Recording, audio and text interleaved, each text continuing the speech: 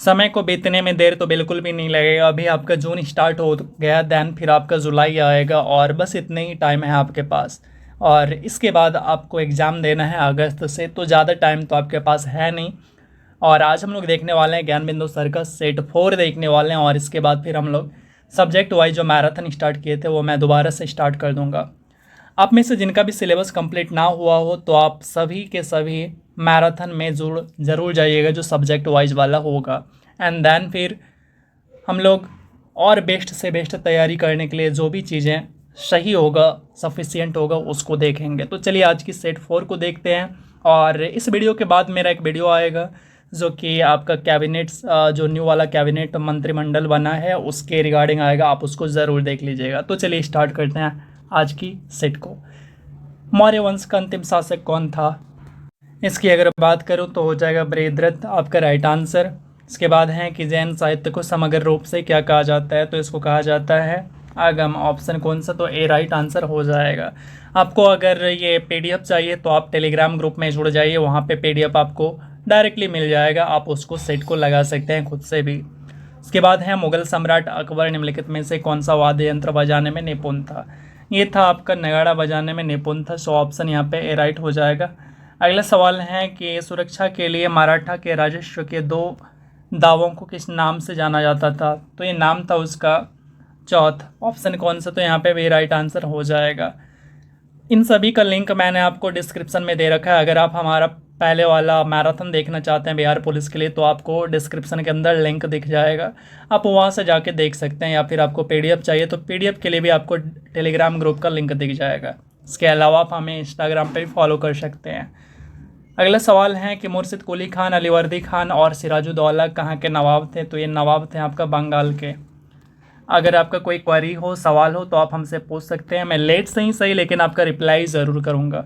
अखिल भारतीय किसान सभा जिसकी बैठक विजयवाड़ा 1944 में हुई, नवनिर्वाचित उसके अध्यक्ष कौन रहे थे? तो अध्यक्ष थे उसके Sahajanand Saraswati. Option A right हो जाएगा। मैकॉले की शिक्षा नीति कब लागू होती है? तो इसकी शिक्षा नीति लागू होती है 1835 ईस्वी में। ऑप्शन बी राइट आंसर हो जाएगा। ये वही मैकॉले है जिसके कारण आज जो भारत में अंग्रेजी शिक्षा आप देखते हैं तो ये इसी का नीति है, इसी के कारण भारत में अंग्रेजी का विकास हो पाया है, प्रचलन हो पाया, वो मैकॉले के कारण हो पाया है।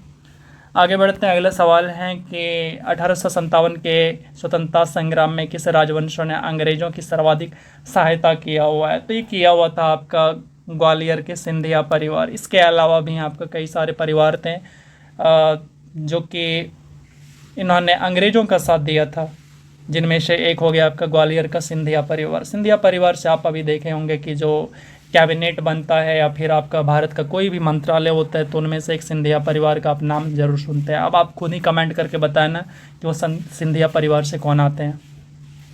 अगला है कि क्रांतिकारी जो कि हार्डिंग बम कांड में शामिल नहीं था, तो इनकी अगर मैं बात करूँ तो ये था आपका भगवती चरण बोहरा जो कि शामिल नहीं था। ऑप्शन बी आपका राइट आंसर हो जाएगा। उसके बाद है कि निम्नलिखित कथनों पर विचार कीजिए। तो चलिए विचार करते हैं। तो आपसे पहला कथन पूछा जा रहा है कि 1911 में चीनी क्रांति का नायक सन यात सेन था, तो ये तो सही बात है। उसके बाद है सन यात सेन 1905 में तुंग मैंग हुई पार्टी का गठन किया हुआ था। अब ये चीनी लोग हैं तो इनका नाम भी वैसा ही होगा। वर्ष 1911 में चीनी क्रांति के बाद चीन में गणतंत्र का शासन लागू हो जाता है, तो ये सब के सब कथन है आपका सही है। पुनर्जागरण आंदोलन सबसे पहले शुरुआत कहाँ पे होती है? तो ये इटली में माना जाता है। उसके बाद अगला है कि यूरोपवासी किस ग्रह की पूजा सुंदरता की देवी के रूप में करते थे? तो ये पूजा करते थे शुक्र। ऑप्शन कौन सा? तो ये भी हो जाएगा। और ये जितने भी आपका मंगल, बुध, बृहस्पति वगैरह वगैरह सबके सब जो है रोमन देवी देवताओं के नाम हैं। अगला सवाल है, इसको मैच करना है सूची 1 से सूची 2 के साथ, जनजाति को राज्य के साथ में। तो पहला है गद्दीस, ये आपका हो जाएगा हिमाचल प्रदेश के अंदर, तो 1 का 2 होना चाहिए जो कि केवल आपका ऑप्शन कौन सा? तो डी है। आगे बढ़ते हैं। अगला सवाल है कि मयूरभंज जो खान है ये किसके लिए प्रसिद्ध है? तो मयूरभंज की अगर बात करूँ तो ये जो है लोहे के लिए आपका प्रसिद्ध है। इसके अलावा आपका बैलाडीला है जो कि छत्तीसगढ़ में है, वो भी है।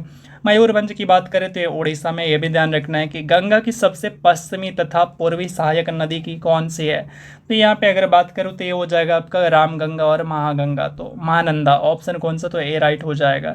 प्रति 1000 पुरुषों पर महिलाओं की संख्या दर क्या कहलाता है? तो इसको कहते हैं लिंगानुपात। ऑप्शन कौन सा? तो ए राइट आंसर हो जाएगा। और सर्वाधिक जो लिंगानुपात देखने को मिलता है वो कहाँ पे देखने को मिलता है? तो ये केरला में देखने को मिलता है, जो कि 1084 है। ये भी आपको ध्यान रखना है।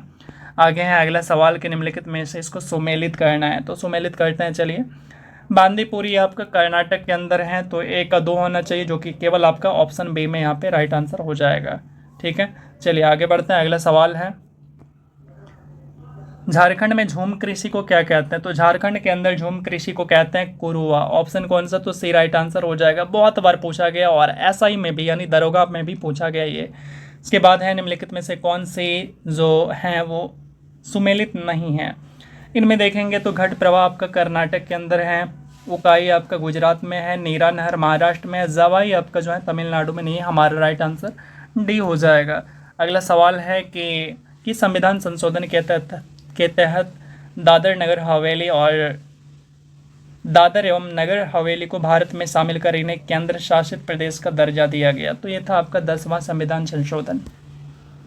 अगला सवाल है कि किस अधिनियम के फलस्वरूप बर्मा को भारत से अलग किया गया था? तो ये किया गया था आपका government of India act 1935। Option कौन सा? तो सही राइट आंसर हो जाएगा। उन मौलिक अधिकारों का चयन करें जो भारतीय नागरिकों को प्राप्त है लेकिन गैर नागरिकों को नहीं है। तो इसकी अगर बात करूँ तो राइट आंसर हो जाएगा आपका जो है, एक तो भाषण की अभिव्यक्ति की स्वतंत्रता, एक तो ये है आपका, और इसके अलावा है आपका अल्पसंख्यकों का अधिकार। ये दोनों के दोनों जो हैं केवल हमारे यहाँ भारतीय नागरिकों को प्राप्त है। अगला सवाल है कि भारत की लोकसभा की प्रथम महिला अध्यक्ष कौन रही? तो इसके आंसर की अगर मैं बात करूं तो ये हो जाएगा कौन? तो मीरा कुमार हो जाएगा। ऑप्शन नंबर बी हमारा राइट आंसर। भारतीय संविधान का कौन सा अनुच्छेद राष्ट्रपति के पद के लिए पुनः निर्वाचित की योग्यताएं को निर्धारित करता है? तो ये योग्यताएं निर्धारित काम करता है आपका अनुच्छेद 57। ऑप्शन कौन सा? तो यहाँ पे डी राइट आंसर हो जाएगा। उसके बाद है कि भारतीय संसद के किसी विषय पर कानून बनाने के लिए सक्षम होता है। तो ये कानून बनाने के लिए जो सक्षम होता है ये है आपका अनुच्छेद 352 के अंतर्गत। अगर आपात की स्थिति आ जाए तो फिर उस केस में जो है राज्य सूची के ऊपर भी जो है संसद कानून बनाती है, और देश के 2 या 2 से अधिक विधानसभा इसका अनुमोदन करे तो इस केस में भी बन सकता है। तो ऑप्शन आपका यहाँ पे डी राइट आंसर हो जाएगा। उसके बाद है कि भारत के सर्वोच्च न्यायालय में किस वर्ष न्यायाधीशों की नियुक्ति के लिए कॉलेजियम व्यवस्था लाई जाती है? तो कॉलेजियम व्यवस्था जो लाई गई थी ये था आपका 1993 में। ऑप्शन यहाँ पे ए राइट आंसर हो जाएगा। सरकारिया आयोग की सिफारिश किससे है? सरकारिया आयोग का जो सिफारिश है वो है आपका केंद्र और राज्य के संबंध को दिखाता है। सो ऑप्शन आपका यहाँ पे डी राइट आंसर हो जाएगा। फिर है प्रति व्यक्ति आय निकालने के लिए राष्ट्रीय आय को किससे विभाजित किया जाता है? तो ये जो है आपका देश की कुल जनसंख्या से डिवाइड किया जाता है। इसके बाद है सरकार द्वारा पुरानी मुद्रा को समाप्त करना, ही मुद्रा को लाना या चलाना, ये क्या कहलाता है? तो इसको कहते हैं डिमोनेटाइजेशन यानी विमुद्रीकरण कहते हैं। डिमोनेटाइजेशन नहीं है, ये आपका है, शायद इंग्लिश में वही कहते हैं, मैं भूल रहा हूँ, लेकिन हिंदी में इसको विमुद्रीकरण कहते हैं। अगला सवाल देखते हैं। अगला सवाल कहता है कि निम्नलिखित को मैच करना है। तो चलिए मैच करते हैं। तो पहला है कि खाद्यान्न में वृद्धि, इसको क्या कहते हैं? तो इसको कहते हैं आपका हरित क्रांति कहते हैं। तो एक का एक केवल आप कहाँ पे है? तो ऑप्शन ए में राइट है। आगे बढ़ते हैं। निम्नलिखित में से कौन सा सही है? तो यहाँ पे अगर आप देखें तो प्रथम पंचवर्षीय योजना ये कह रहा है डोमर मॉडल के ऊपर, दूसरा है आपका पीसी महालनोबिस, तीसरा है आपका गॉडगिल। तो इनमें से अगर आप देखें तो पहला आपका जो है हेराल्ड डोमर समिति, ये तो सही है। दूसरा आपका पीसी महालनोबिस, ये भी सही है। तीसरा आपका ये गलत है। बाकी चौथा देखते हैं। तो चौथा कोई ऑप्शन नहीं है। तो अगर ऑप्शन के अनुसार देखें तो केवल सी, जो कि एक और दो सही है। फिर आपका अप्रत्यक्ष कर से संबंधित समिति कौन से हैं? तो ये समिति आपका रेखी समिति, जो कि अप्रत्यक्ष कर से संबंधित है। भारत में न्यूनतम मजदूरी अधिनियम कब लागू किया गया था? तो ये किया गया था 1948 में। ऑप्शन कौन सा? तो बी राइट आंसर हो जाएगा। फिर है कि महात्मा गांधी राष्ट्रीय ग्रामीण रोजगार अधिनियम के अंतर्गत कार्यरत कामगारों की मजदूरी डैश पर आधारित है। तो ये आधारित है किन के ऊपर? तो है आपका उपभोक्ता मूल्य सूचकांक के ऊपर आधारित है। ऑप्शन कौन सा? तो डी राइट आंसर हो जाएगा। आवेग का डायमेंशन बताना है। आवेग बोले तो इम्पल्स, इम्पल्स का जो डायमेंशन होता है वो होता है आपका MLT-1। ऑप्शन कौन सा, तो डी राइट आंसर हो जाएगा। उसके बाद है निम्नलिखित में से कौन सा घर्षण बल का अधिकतम है। घर्षण बल का अधिकतम है आपका सीमांत घर्षण, ऑप्शन कौन सा, तो डी राइट आंसर हो जाएगा। उसके बाद है अच्छे उत्सर्जक अच्छे अवशोषक भी होते हैं। ये कथन कहाँ से हमें देखने को मिलता है, तो ये कथन जो हमें मिलता है किरचॉफ के नियम से मिलता है। 37 का आपका सी राइट आंसर हो जाएगा। फिर है कि विशिष्ट प्रतिरोध का SI मात्रक क्या होता है, तो ये होता है ओम मीटर, ऑप्शन कौन सा, तो बी राइट आंसर हो जाएगा। निम्नलिखित में से कौन अनुचुंबकीय वस्तु है। अनुचुंबकीय की अगर मैं बात करूं तो ये है आपका गंधक हो जाएगा, ऑप्शन कौन सा, तो यहाँ पे बी राइट आंसर हो जाएगा। उसके बाद है कि प्रकाशीय फाइबर की सिद्धांत के ऊपर काम करता है, तो ये करता है आपका TIR के ऊपर, यानी पूर्ण आंतरिक परावर्तन के ऊपर ये काम करता है। इसके बाद आगे बढ़ते हैं, अगले सवाल हैं कि एक व्यक्ति अपने चश्मे के बिना अखबार नहीं पढ़ सकता, तो उसको किस दोष से ग्रसित होने की अधिक संभावना है। तो इनकी अगर संभावनाओं की अगर मैं बात करूं तो इनको जो है दूरदृष्टि है, तो कौन सा हो जाएगा, ऑप्शन हमारा डी यहाँ पे राइट आंसर हो जाएगा। और इन्हें जो है उत्तल लेंस की ज़रूरत पड़ेगा इनकी समस्याओं को समाधान करने के लिए। अगला सवाल है कि बिहार का पहला एवं देश का दूसरा वानिकी कॉलेज किस जिले में बनाया जा रहा है। तो अगर यहाँ पे आंसर की बात करूँ तो ये हो जाएगा आपका मुंगेर, मुंगेर में बनाया जा रहा है, ऑप्शन हमारे यहाँ पे बी राइट आंसर हो जाएगा। DNA की द्विकुंडलित संरचना में उपस्थित बंध का प्रकार कैसा होता है, तो इनका जो प्रकार होता है ये होता है आपका हाइड्रोजन बंधित, ऑप्शन सी राइट आंसर हो जाएगा। निम्न में से किस अम्ल का प्रयोग जीवाणुनाशक के रूप में किया जाता है, तो ये किया जाता है आपका फॉर्मिक अम्ल का, ऑप्शन कौन सा, तो यहाँ पे ए राइट आंसर हो जाएगा। मतलब कई बार क्या होता है कि अगर आपको कोई कीड़ा वगैरह काट लेता है, बिच्छू वगैरह काट लेता है, तो उनके डंक को निष्प्रभावी करने के लिए इसका यूज़ किया जाता है। इसके बाद है कि निम्नलिखित विलयन तथा उनके pH वैल्यू को सुमेलित करना है। तो चलिए सुमेलित करते हैं। तो यहाँ पे अगर मैं बात करूँ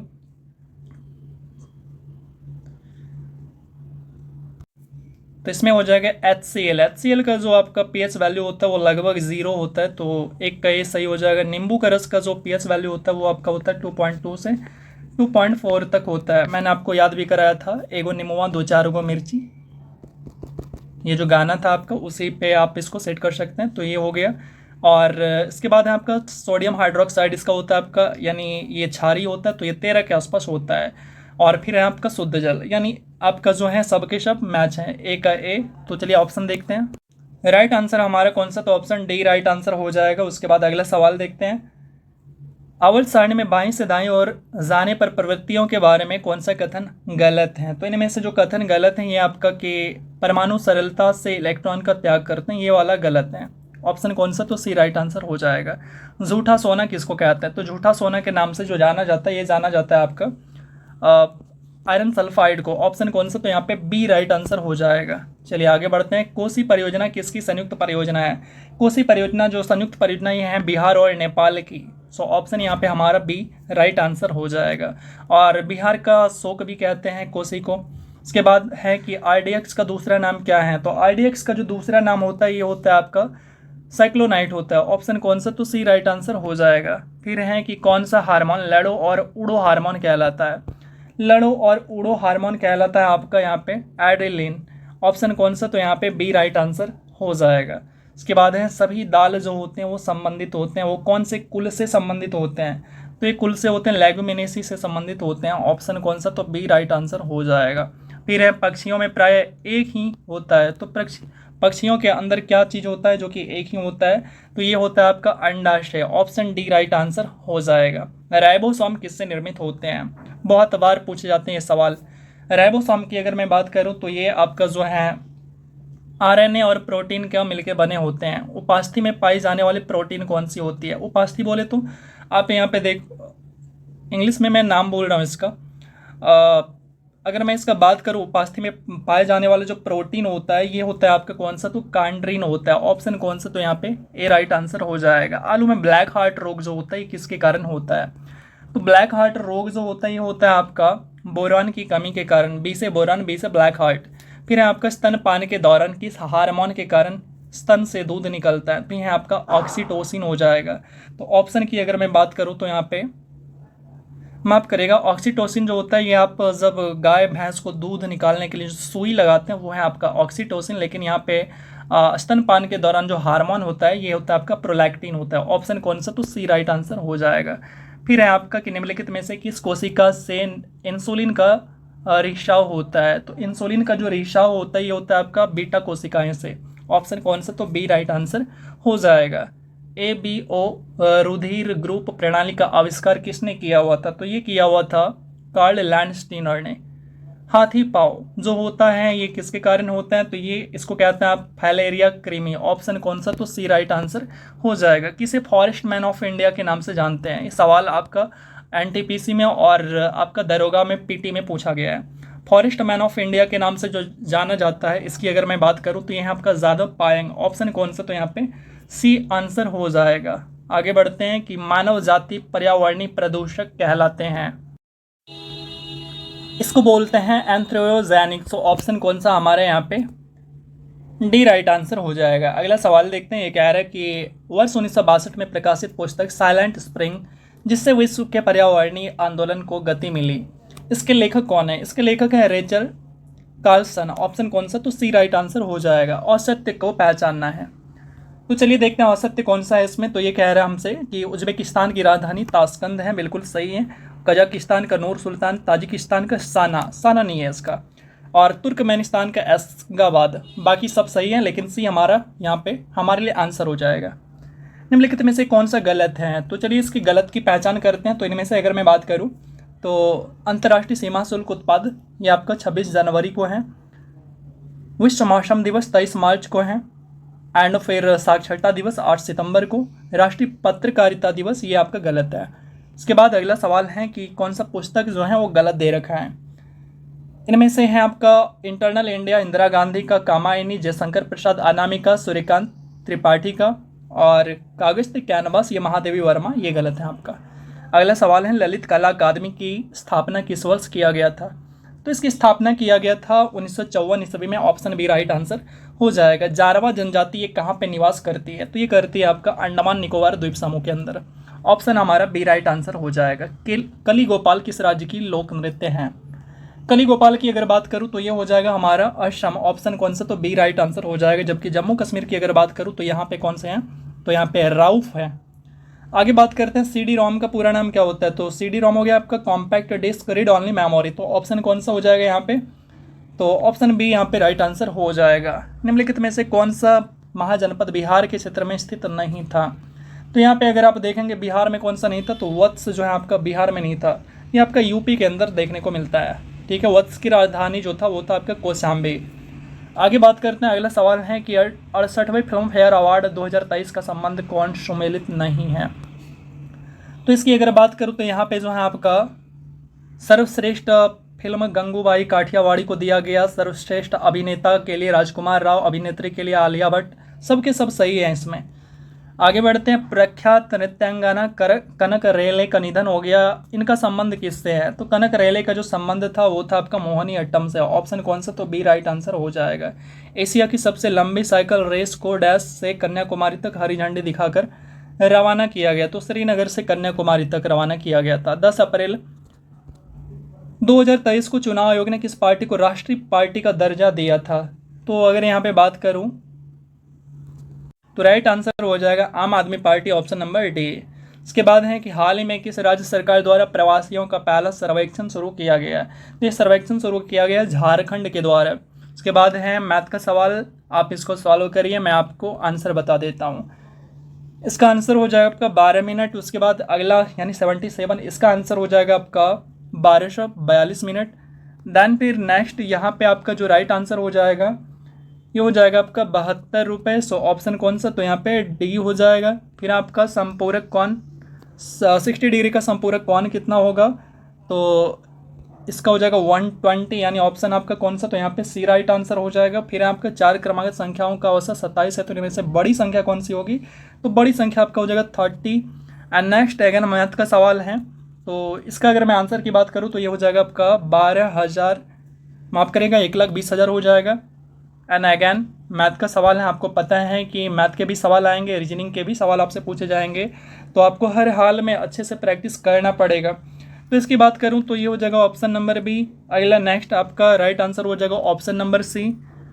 नेक्स्ट सवाल इसका आंसर जो हो जाएगा वो हो जाएगा आपका ऑप्शन नंबर ए। और नेक्स्ट सवाल इसका आंसर हो जाएगा आपका 1650 यानी ऑप्शन नंबर सी।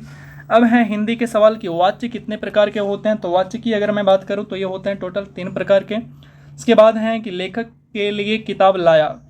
इस वाक्य में के लिए का कारक बताना है, तो ये जो कारक हो जाएगा आपका संप्रदान कारक। अगला है कि दिए गए शब्द के पर्यायवाची शब्द का चयन करना है। व्यवधान, व्यवधान का पर्यायवाची क्या हो जाएगा, तो ये हो जाएगा बाधा।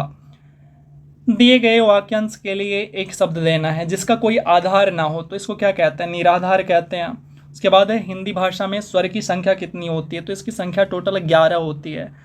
काले तिल चबाना, इसका अर्थ क्या होता है, तो इसका अर्थ होता है पराधीन होना यानी दूसरों के अधीन होना। अत्याचार का सही संधि विच्छेद क्या होगा, अति प्लस आचार। सही वर्तनी वाले शब्द का चयन करना है, तो इनमें से जो सही है आपका है ये है प्रियदर्शी, ऐसे लिखते हैं इसको। चलिए अगला सवाल इंग्लिश के हैं जो कि यहाँ पे आपको कह रहा है the man felt exhaust after the climbing a dash of stairs. तो यहाँ पे आपका क्या आना चाहिए राइट आंसर। तो राइट आंसर की अगर मैं बात करूँ तो यहाँ पे आ जाएगा flight. The man felt exhaust after climbing a flight of stairs. अगला है आपको सिनोनिम बताना है सोबर का। सोबर का सिनोनिम की अगर मैं बात करूँ तो ये हो जाता है आपका क्लैम हो जाता है। इसके बाद है एडम्स बताना है आपका टू फाइटी साइऑप। टू फाइटी साइऑप का जो एडम्स हो जाएगा वो हो जाएगा टू ट्राई अवॉइड समथिंग यानी किसी चीज़ को क्या करने की कोशिश करना, निगलेक्ट करने की कोशिश करना। अगला है वन वर्ड बताना है a confusing and a difficult problem. तो इसके लिए एक शब्द क्या आता है, इसके लिए एक शब्द आता है, इसको कहते हैं कनंड्रम कहते हैं। ऑप्शन कौन सा, तो डी राइट आंसर हो जाएगा। इसके बाद है एंटोनिम बताना है फेक का। फेक का जो एंटोनिम होता है वो होता है आपका जैनून, ठीक है, यानी फेक मतलब जिसका कोई सच ना हो, जैनविन मतलब जिसका कोई सच हो, रियल हो। इसके बाद है passive voice, he open the door for his mother. तो इसको पैसिव वॉइस में कन्वर्ट करना है, तो क्या हो जाएगा, इसको जैसे ही कन्वर्ट करेंगे तो हो जाएगा the door was open by him for his mother. Option D right answer हो जाएगा। अगला है 100 नंबर की, यहाँ पे कौन सा करेक्ट स्पेल्ड किया गया है। करेक्ट स्पेल अगर मैं बात करूँ तो कमिटमेंट, कमिटमेंट नहीं है आपका, एक मिनट, इनकरेक्ट है। कमिटमेंट है आपका COMMIT। चलिए ये सही है आपका, कमिटमेंट सही है। उसके बाद बाक्वेट ये सही है आपका। क्वारंटाइन, क्वारंटाइन भी आपका सही है, लेकिन जो प्रोसीजर है, प्रोसीजर आपका गलत है। प्रोसीजर में आपका एक ही काट दीजिए, बाकी ठीक है। तो ऑप्शन जो हमारा राइट आंसर हो जाएगा वो कौन सा, तो हमारा सी आंसर हो जाएगा। अब आपने 100 में से कितना स्कोर किया आप हमें कमेंट करके ज़रूर बताइएगा।